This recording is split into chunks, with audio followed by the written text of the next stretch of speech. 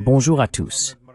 Je suis aujourd'hui accompagné de Seyed Mohammad Marandi, professeur à l'Université de Téhéran et ancien conseiller de l'équipe iranienne de négociation sur le nucléaire. Votre pays vient d'être attaqué par Israël lors d'une attaque surprise. Et effectivement, tout le monde suit l'évolution de la situation. Je me demandais si vous aviez des informations concernant l'ampleur des dégâts qu'Israël a infligés à l'Iran.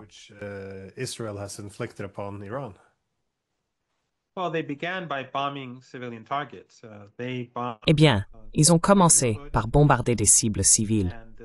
Ils ont bombardé mon quartier et des quartiers proches de l'endroit où nous sommes. Et des femmes et des enfants ont été tués. Tout comme les images que nous voyons de Gaza ou du Liban, des enfants ont été projetés par les fenêtres à cause des explosions. Les voisins des cibles, les familles des cibles, ils ont été massacrés en pleine nuit. Et ils ont terrorisé les Iraniens partout dans le pays, là où ils ont mené ces attaques. Mais les Iraniens s'attendaient à une attaque. Je pense qu'ils ne s'attendaient pas à une attaque contre des hauts responsables et des commandants militaires de haut rang. Et c'est pourquoi certains assassinats ont réussi. Mais ils s'attendaient à une attaque. Il y a eu des dégâts, mais je pense qu'une grande partie de ce que nous voyons sur Internet relève de la désinformation et de la mésinformation.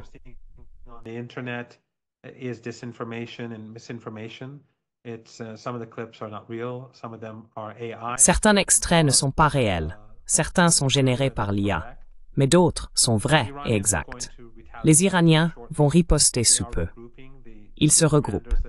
De nouveaux commandants ont été nommés à la place de ceux qui ont été tués. Ils préparent le terrain pour une contre-attaque. Les gens sont très en colère, car cela était non provoqué, et des civils, des femmes et des enfants ont été visés. Ils exigent que le gouvernement et les forces armées répliquent avec force.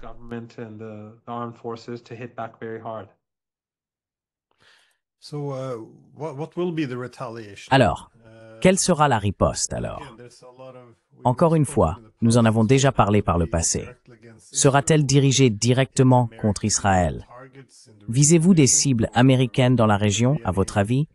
Ou y aura-t-il des attaques contre des infrastructures énergétiques ou contre des pays qui ont collaboré? Encore une fois, vous n'êtes pas dans les plans de la direction iranienne, mais avez-vous des hypothèses ou des cibles possibles qui pourraient être choisies?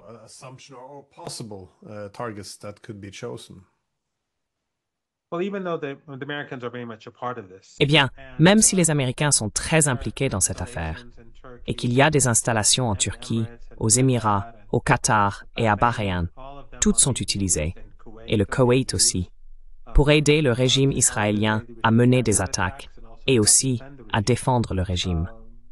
Mais je ne sais pas si, pour l'instant, les Iraniens ont pris une décision concernant les Américains, mais je n'ai aucun doute qu'ils vont frapper les Israéliens très durement.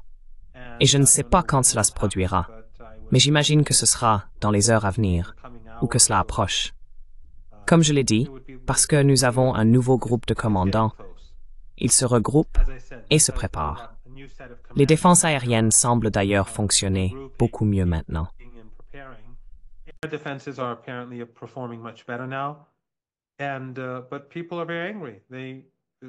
Mais les gens sont très en colère.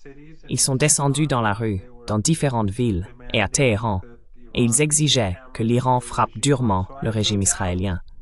Donc je n'ai aucun doute que vous allez voir une attaque majeure de missiles, peut-être aussi une attaque de drones, contre Israël. Et d'ailleurs, l'Iran n'a mené aucune attaque jusqu'à présent. On a parlé de 100 drones lancés plus tôt aujourd'hui. Ce n'est pas vrai. Peut-être que quelques drones ont été lancés par la résistance irakienne. Peut-être pas. Mais rien de la part de l'Iran. Et il est très intéressant de voir que l'Occident soutient Israël dans son agression contre l'Iran.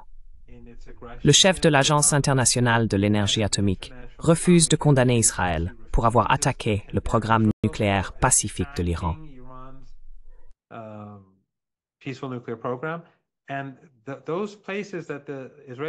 Et les endroits que les Israéliens bombardent sont des lieux où les enquêteurs et experts de l'Agence internationale de l'énergie atomique se rendent régulièrement. Ils savent tous que ces sites sont pacifiques. Ils savent tous que l'Iran agit dans le cadre du droit international. Mais l'AIEA est dominée par les États-Unis. Si vos téléspectateurs consultent les documents de Wikileaks, l'ancien directeur de cette organisation, qui était japonais, a dit aux Américains dans l'un de ses documents « Je serai avec vous. Si vous votez pour moi, si vous me choisissez comme chef de l'organisation, je serai avec vous sur toutes les questions clés. » Donc d'une part, l'ancien directeur japonais de l'Agence internationale de l'énergie atomique était dans le camp américain. Il a accepté d'être dans leur camp pour être élu.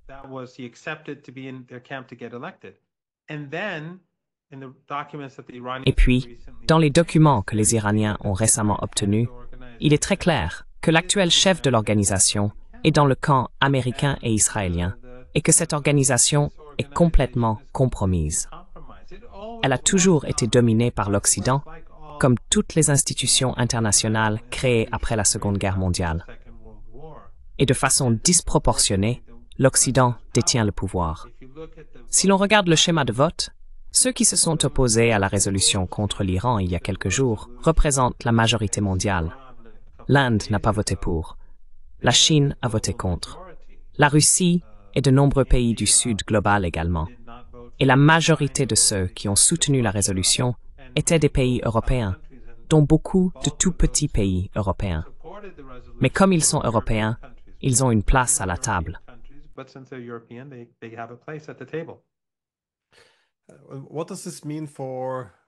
Qu'est-ce que cela signifie pour les futures négociations et le rôle des véritables inspecteurs nucléaires comme l'AIEA?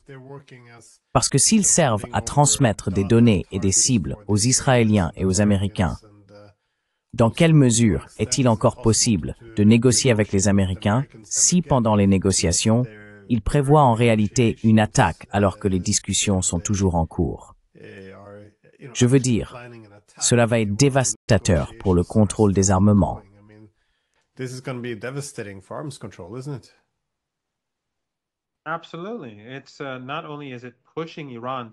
Absolument. Non seulement cela pousse l'Iran à modifier sa posture nucléaire, ce qui arrivera probablement si cela continue, et ils n'y peuvent rien, mais cela rend également toute négociation avec les États-Unis pratiquement impossible.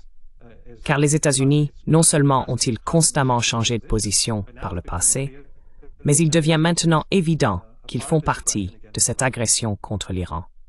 Comment l'Iran pourrait-il négocier avec les États-Unis alors que ceux-ci changent sans cesse de position? Et même après avoir conclu des accords, comme le cessez-le-feu à Gaza, ils les déchirent.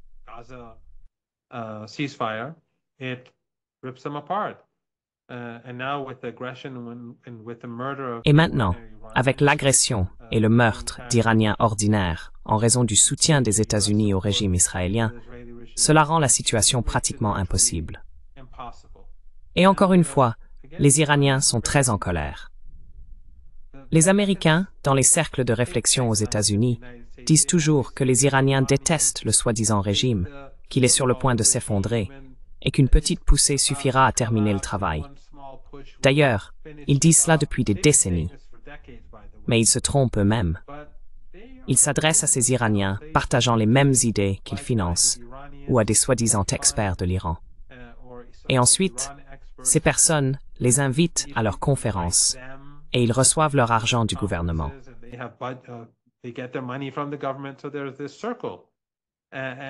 Donc, il y a ce cercle. Et tout le monde est bien payé, tout le monde est à l'aise. Le récit est celui que les Américains veulent entendre. Mais la vérité, c'est que cela ne va pas fonctionner. Les Iraniens veulent que le gouvernement frappe fort parce qu'ils ont tué des enfants, ils ont tué des femmes, ils ont attaqué des civils iraniens, ils ont terrorisé la société iranienne. Donc c'était une erreur catastrophique. Et je n'ai aucun doute que les Iraniens vont s'en prendre au régime israélien. Ils disposent d'une énorme capacité de missiles et de drones qui est profondément enfouie sous terre.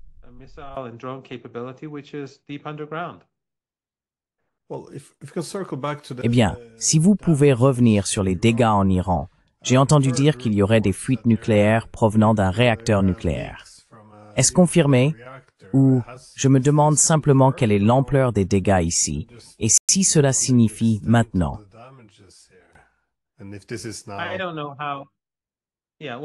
Je ne sais pas comment. Oui, eh bien, l'Iran possède différentes installations, et certaines d'entre elles sont très profondément enterrées, ce que les Américains et les Israéliens ne pourraient jamais atteindre. Et certaines sont plus vulnérables. Ce site particulier dont vous parlez est, je pense, moins fortement protégé. Mais d'après ce que je sais, pour l'instant ce n'est pas grave, mais les Israéliens essayent de provoquer une fuite radioactive. C'est leur intention. Et l'Occident les soutient. Je veux dire, après Gaza, tout devient crédible.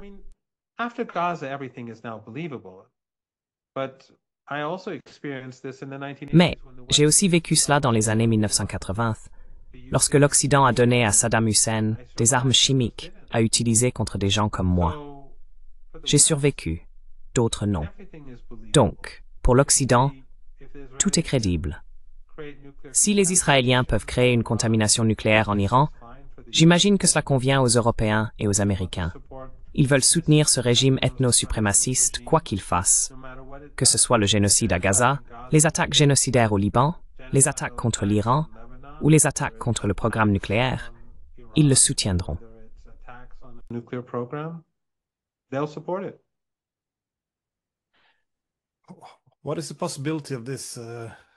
Quelle est la probabilité que cela s'aggrave? Enfin, pas seulement que cela s'aggrave. Il est évident que la situation va s'intensifier de manière importante, mais que le conflit s'étende, c'est-à-dire qu'il implique d'autres acteurs dans la région, et pas seulement dans la région, mais aussi à l'échelle mondiale. Il ne s'agit pas, eh bien, il ne faut pas qualifier cela d'accrochage mineur, comme il y en a eu il y a quelques mois, mais d'une attaque massive contre l'Iran et ses centrales nucléaires. Il n'y a pas de retour en arrière possible après cela. Voyez-vous une possibilité que cela débouche sur une guerre plus large?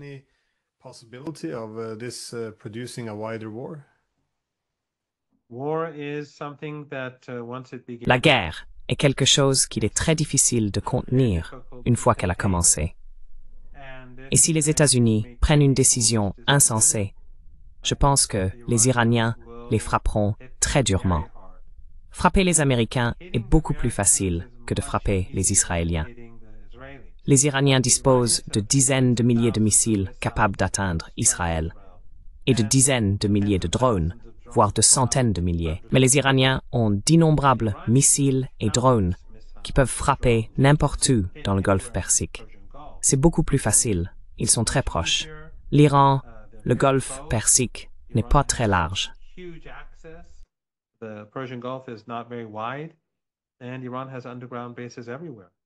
Et l'Iran dispose de bases souterraines partout. Et tous ces régimes, ces dictatures familiales, sont très vulnérables. Ce sont des palais de verre. Les États-Unis ont des bases dans tous ces pays. Et si quelque chose se produit, les Iraniens les considéreront comme complices. C'est donc une situation extrêmement dangereuse. Trump, s'il est sain d'esprit, s'abstiendrait de faire cela, même s'il est déjà impliqué. Mais je n'ai aucun doute que s'il le fait, cela fera s'effondrer l'économie mondiale d'une manière bien pire qu'en 1929, lors de la Grande Dépression.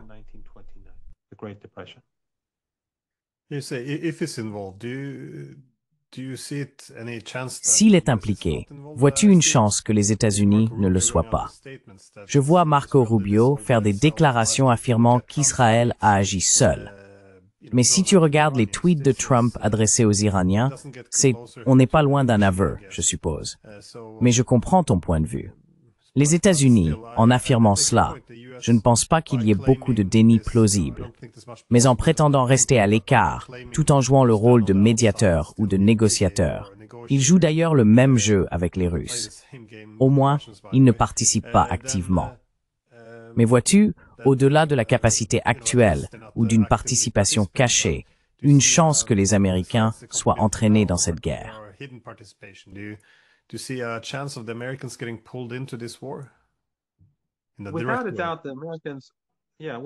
Sans aucun doute, les Américains sont profondément impliqués en ce moment. Sans les Américains, cela ne pourrait pas se produire, c'est certain. Mais ce que je voulais dire concernait bien sûr une implication directe où les Américains eux-mêmes commenceraient à tenter de frapper des positions iraniennes. Pour l'Iran, riposter serait bien plus facile que de frapper jusqu'en Israël à cause de la distance. Il est beaucoup plus simple de détruire des actifs dans la région du Golfe Persique. C'est bien moins coûteux et ce serait bien plus rapide. Donc encore une fois, les Américains sont impliqués. Les Iraniens chercheront probablement à punir les Américains d'une manière ou d'une autre dans la situation actuelle. Mais ce que je voulais dire, c'est une implication directe. S'ils commençaient eux-mêmes à essayer de frapper l'Iran, alors je pense que la situation changerait de façon très spectaculaire, très rapidement, et que le monde entier le ressentirait.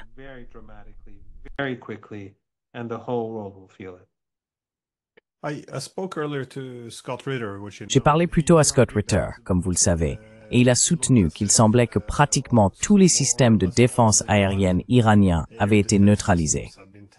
Je veux dire, tout le monde cherche des nouvelles et des informations. Et comme vous l'avez dit, il y a aussi beaucoup de désinformation qui circule. Donc vous savez, n'importe qui peut se tromper d'informations. Mais disposez-vous des mêmes informations?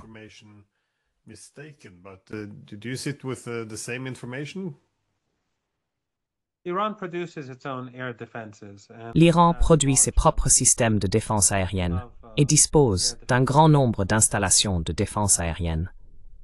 Il y a beaucoup de désinformation et de fausses informations qui circulent. Je ne suis pas d'accord avec l'affirmation selon laquelle l'Iran ne disposerait pas de défense aérienne.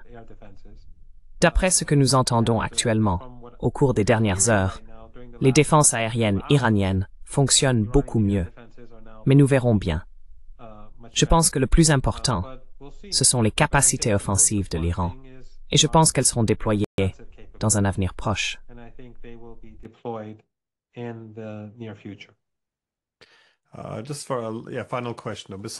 Juste une dernière question. En dehors du ciblage par Israël de la direction militaire iranienne et des réacteurs nucléaires, ainsi que de la simulation des systèmes de défense antimissiles, ont-ils visé d'autres cibles? Ont-ils réussi à frapper des dépôts de missiles souterrains?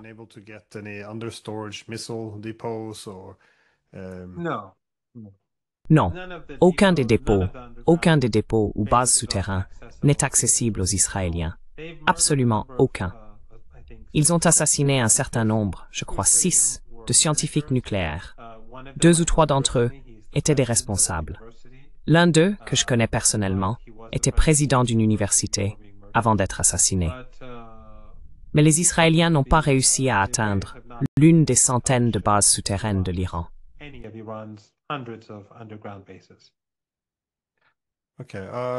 D'accord. Désolé, juste une toute dernière question. Les attaques sont-elles en cours en ce moment alors que vous êtes à Téhéran ou sont-elles au milieu d'une vague? Que se passe-t-il pendant que vous parlez?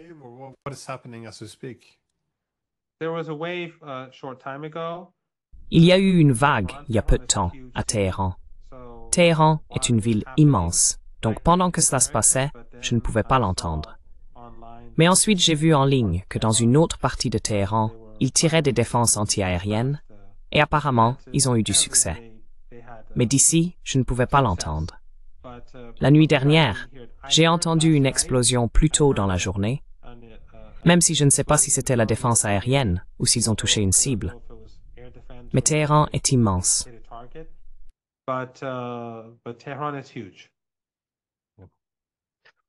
Encore une fois, merci pour votre temps et prenez soin de vous. Merci de m'avoir invité, Glenn.